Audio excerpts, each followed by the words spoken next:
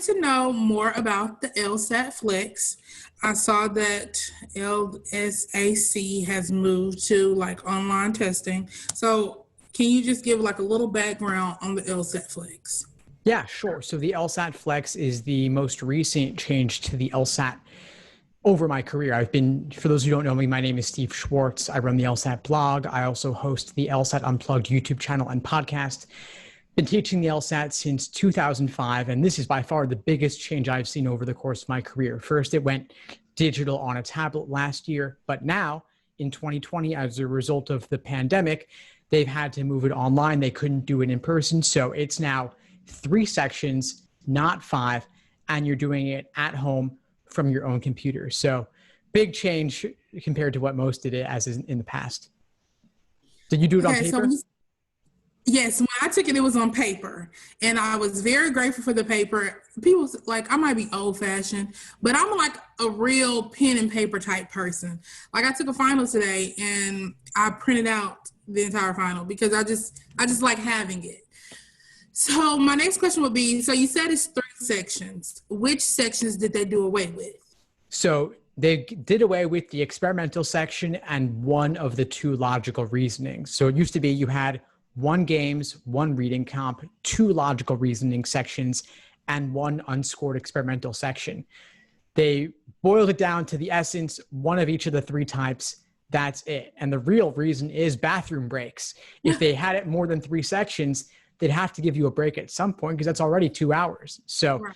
To avoid having to deal with that, they just got rid of the break. They got rid of the experimental, they got rid of the break, and now they've boiled it down to only 3 sections. So you're done in 2 hours.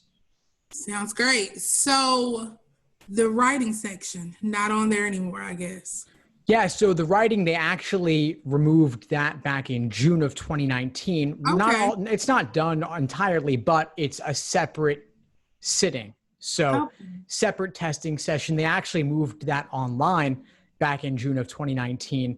And so they already had some experience with online administrations of things, but obviously the writing sample, not nearly as important. So they're just keeping it separate and online. But now, new policy for the August LSAT Flex and every LSAT going forward, you've got to do the writing sample before they will release your score to anybody.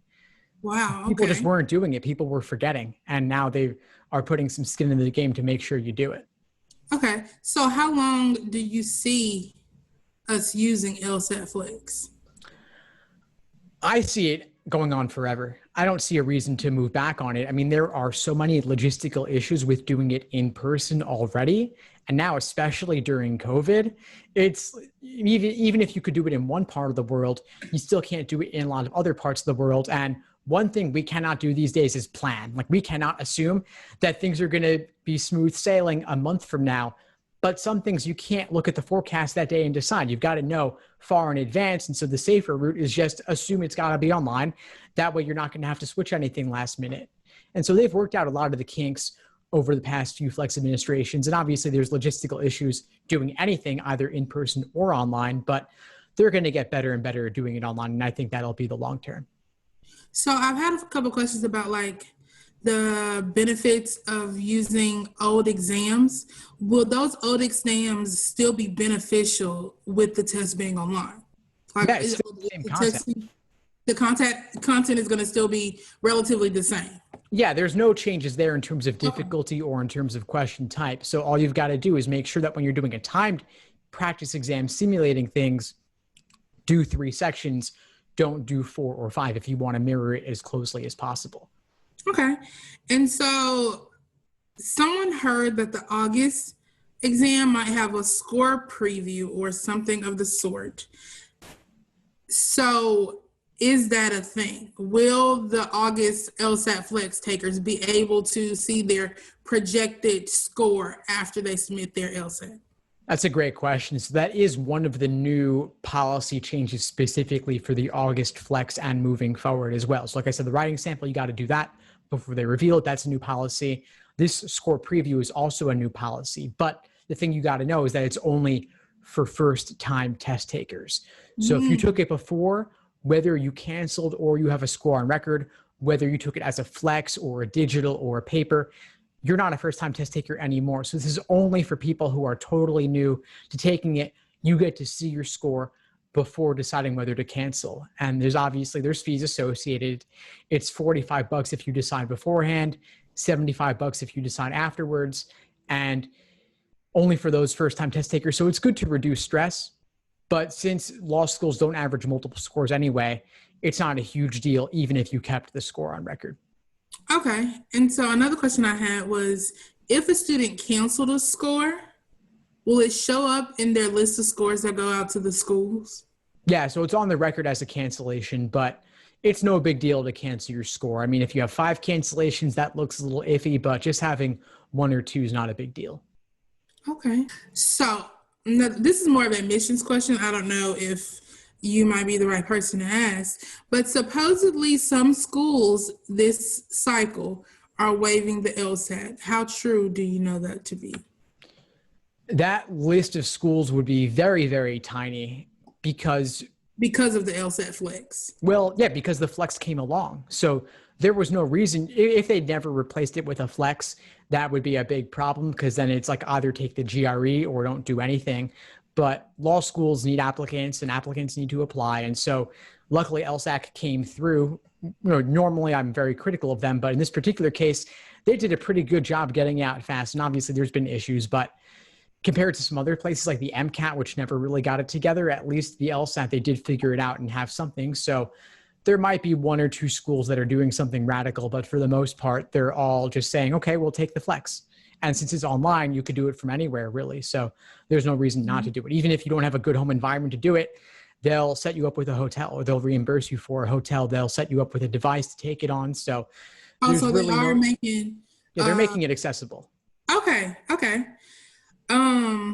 So this is just a general LSAT question, but it'll sound better coming from an LSAT tutor. Does the LSAT give an accurate prediction of a candidate's performance in law school? Well, the stats say that it does. The stats say that the reason the LSAT is considered a valid and reliable admission test is because it accurately predicts first-year law school grades. It's not a perfect predictor, but it's the best independent predictor out there. It predicts better than GPA does.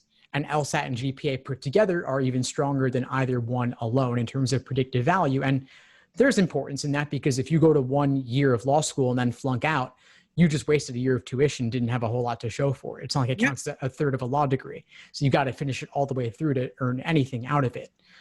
So while it's certainly not perfect, it's the best solution we've got right now. I certainly welcome anyone who can do better. I think that standardized tests have far too much importance. So I would like to actually see real attempts to do better, but this is the best indication we have, and it's certainly better than the GRE.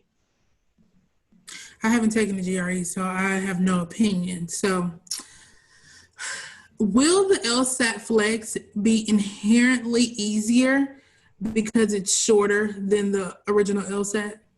I think it's a more pleasant test day experience that probably will make it feel like a smoother process, but they've got to equate all the exams. And so they're doing all their statistical analyses and everything to make sure that, let's say, a 170 on the Flex is just as hard to get as a 170 on the regular. And so if it were an easier process, then they might adjust the curve or raw score conversions accordingly to make it equal out. So I wouldn't say that anybody's better off doing one or the other necessarily, but if you're the kind of person where going to a testing center with tons of other people would give you a lot of anxiety or distract you a lot, more so than it would for the ordinary person, than the average person, then I would say Flex is better for you. Another thing to think about is that the Flex has each question and section weighted roughly equally, whereas the regular has 2 logical reasoning sections. So if you really like logical reasoning and you're good at it, the regular might be better. But if you don't like logical reasoning as much, maybe the Flex is better because logical reasoning weighs less. But we also don't know when, if ever, the regular LSAT will be available again. It might just be Flex for the foreseeable future. So I wouldn't say hold out and wait for the regular, because you might be waiting a very long time. So if someone has medical accommodations that allows them for extra time on the LSAT, will they still receive those accommodations on the LSAT Flex? They will. So they've been sued a lot of times for failing to provide accommodations. They really have been. And so as a result of all of those lawsuits, they've become much more liberal and accommodating in giving those things like extra time. And so whatever you have for the regular LSAT, you will automatically get for the Flex. And something like extra time is a pretty easy adjustment because you just change the countdown timer to add on more time. That can be done online very easily if it's another kind of accommodation for somebody with, let's say, a vision issue or a hearing issue. Yeah, so things like that, then they might set you up with a local law school to take it there, obviously with social distancing and masks and all of that good stuff taken care of. But they will find a way to make it work for you. It just may require going somewhere because they can't do everything from home. Okay. And if you take the LSAT Flex, are scores getting back a little faster? Not that much. It's still, it was 3 weeks before. Now it's more like 2 to 3 weeks. Some exams have been faster, some have been slower, but it's roughly still 2 to 3 weeks. And do you know if in the future, if they plan on like I know maybe not the MCAT, maybe the GRE, they offer it very frequently. Is the LSAT going to be offered more frequently now that it's online? Well, they already made it a bit more frequent in the past couple of years. It used to be only 4 times a year. Now it's 9 or 10 times a year. So it's almost every single month. So it's a lot more frequent than in the past. The GRE is even more frequent. The GRE, at least when it was in person, was nearly every single day. I'm not sure what the situation is now, but it's still relatively frequent. So it's almost like the next one is August 29th, then October 3rd. So only about a month between those, then mid-November. So they're still fairly often. And so does the time, now that you mentioned that, because I didn't know they were that often now, the space between them, does that give you enough time to get your scores back and re-register if you would like for the next LSAT? That would be ideal. That would be nice if they structured it in a way where you get your score and you can still decide whether to take it within a few weeks afterwards. Unfortunately, there's overlap there. So you get your score back after the registration deadline has already passed for the next one typically, which means you've got to register not knowing if you're going to need it and then potentially waste the registration fee, which is unfortunate. And they could be better about that sort of thing. So yeah, it's a gamble, and the safer course of actions is unfortunately the more expensive one. So think about that carefully. If you have financial hardship, you can apply for a fee waiver, which gives you a couple of LSAT tests for free. So I would encourage folks to that applies to LSAT Flex as well. It does, yeah. So that's a good option too. Is LSAT Flex the same price as the regular LSAT was? It is. They're both $200, and they went up. They went up. It does rise faster than inflation. It was not that much when I took it. No, it could have easily been 150, 160 or less even. I think it was like 165. Yeah.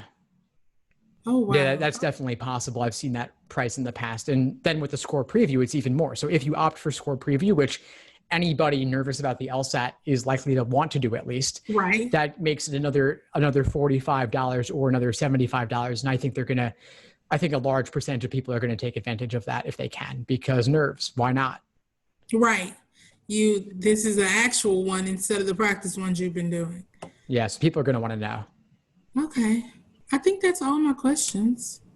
Cool. Well, those were excellent questions. I appreciate it. I didn't know if you wanted to give more insight, or I think you've done an amazing job on that part. No, thank you. And thank you for all the great questions. And if folks have follow-ups, they can, of course, feel free to reach out to me. Again, I'm Steve Schwartz. I run the LSAT blog. I also host the LSAT Unplugged YouTube channel and podcast. And I've been tracking the LSAT Flex changes very closely over the past several months. So please follow me on the YouTube channel, the podcast, the Facebook, the Instagram. I'll be sharing more updates as they come out. Thanks for tuning into the show. Please subscribe if you haven't done so already to be notified of new episodes as I release them. And feel free to reach out if you need anything at all as you move forward with your prep. I'm happy to help however I can. In the meantime, I'll wish you all the best and take care.